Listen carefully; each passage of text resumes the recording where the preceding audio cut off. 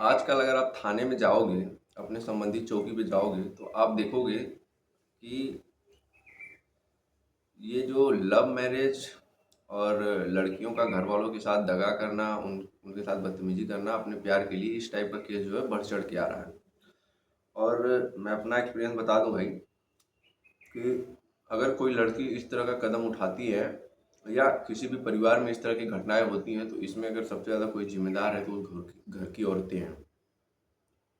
सबसे जो बड़ी समस्या है, मतलब एक जो मेन पॉइंट है, हकीकत है, उस घर की औरतें सबसे ज़्यादा जिम्मेदार हैं। उसके बाद दूसरा सबसे बड़ी चीज़, अगर कोई जिम्मेदार है तो उस घर का वातावरण।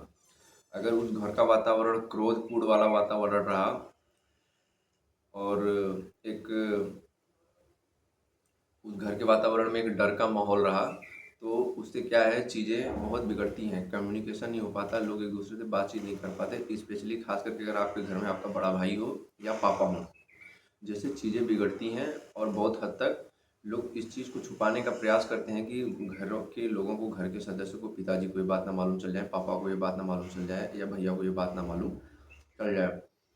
घर की औरतों की मैं बात करूँ तो उनको सारी चीज़ें पता रहती हैं कि घर पे जो हमारी बेटी है या हमारी जो पोती है वो क्या कर रही है, कैसे रह रही है, क्या चल रहा है उसके साथ, उनको पूरा पता होता है।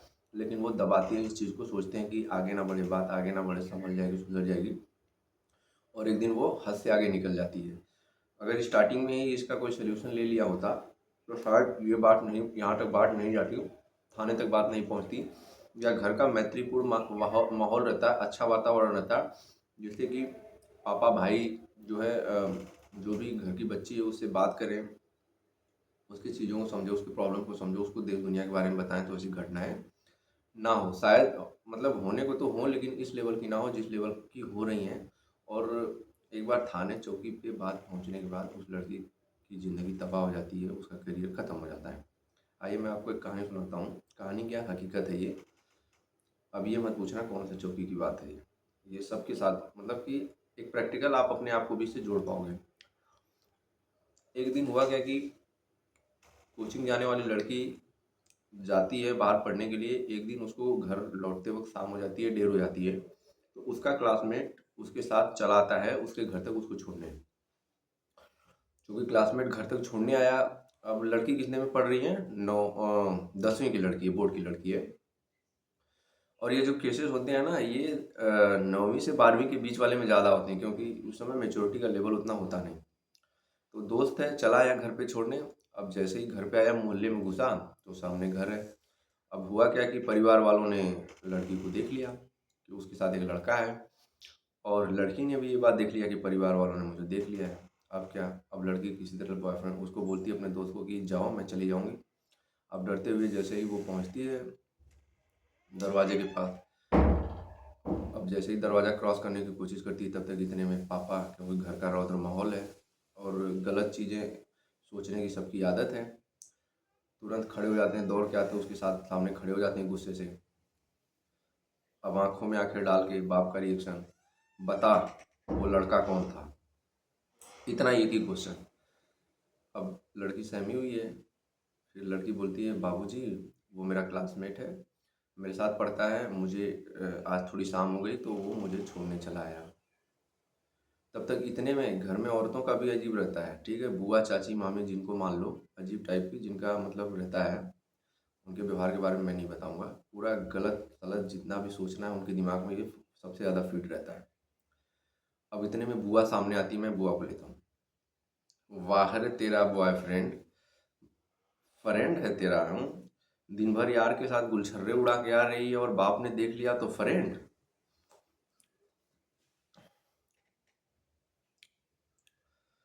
तब तक आप समझ रहे हो ना, तब तक लड़की बेचारी क्या बोले, फिर बोलती बुआ जी आप बीच में मत बोलो, ये लड़की का रिएक्शन होता है।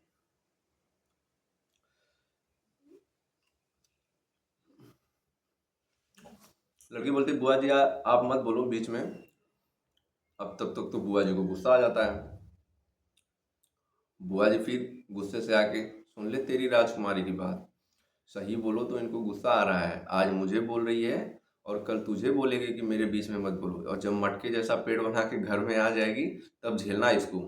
ठीक है, अब देखिए अब 10वीं की लड़की है, उसको क्या पता है, लेकिन आप चीज़ों को उकसा रहे हैं, मटके जैसा पेट बना के आ जाएगी। अब वो क्या सोचेगी? ठीक है, अब चूंकि बुआ बोल रही हैं, पापा भी उसी मिजाज के हैं, पापा और गुस्सा हो रहे हैं।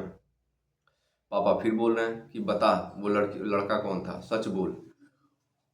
लड़की दोबारा फिर बोलती है, बाबूजी मेरा दोस्त है, छोड़ने आया है और कुछ नहीं है।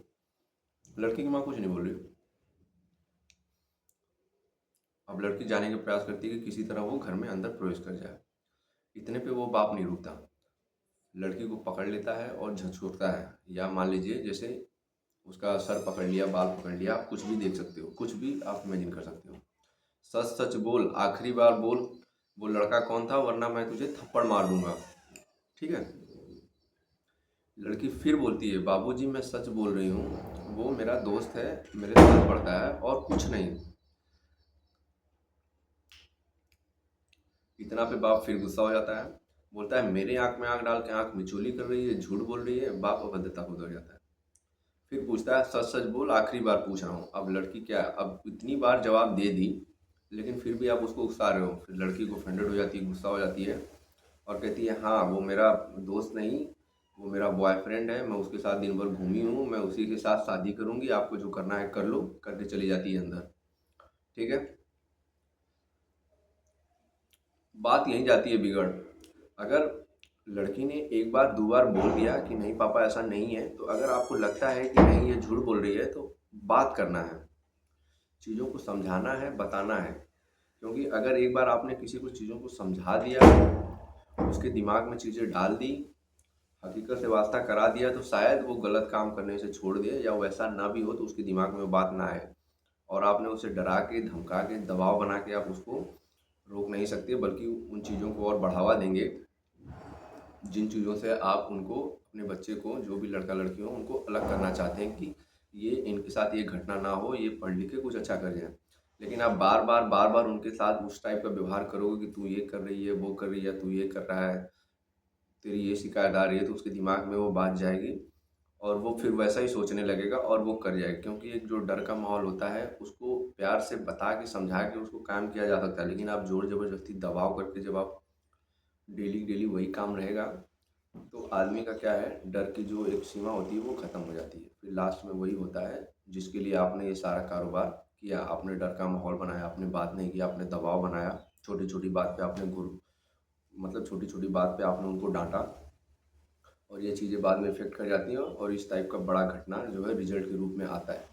और जो घर की औरतें होती हैं, जैसे मम्मी हो गई, मम्मी सोचती हैं कि अगर इनको पता चल जाएगा, पिताजी को या भाई को पता चल जाएगा, तो बेवजह बखेड़ा खड़ा हो जाएगा, घर में जो एक शांति का माहौल है वो बिगड़ जाएगा, छोड़ो जाने दो, नहीं बताते हैं, नहीं बताते, उनका भी एक पक्ष जाया रहता है।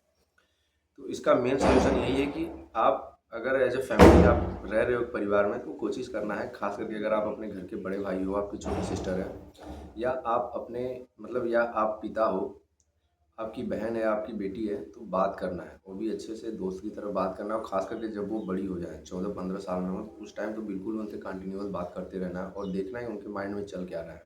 अगर आपने सही समय पे सही तरीके से समझा दिया उनको, हैप्पीली खुश करके, तब तो वो मतलब फिर तो आप सक्सेसफुल हो। लेकिन अगर आपने दबाव बनाया, तो फिर डांटा, उनको छोटी छोटी बात पे इरिटेट किया, तो फिर उसके आउटकम्स ऐसे होंगे कि आपको काफ़ी दुख होगा और आप अपने आप को बचा नहीं पाओगे। मोहल्ले से लेकर गाँव, पूर्ण रिश्तेदारी तक आपकी बदनामी हो सकती है।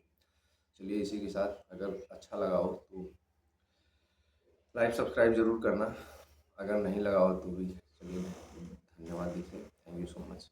जय हिंद, जय भारत।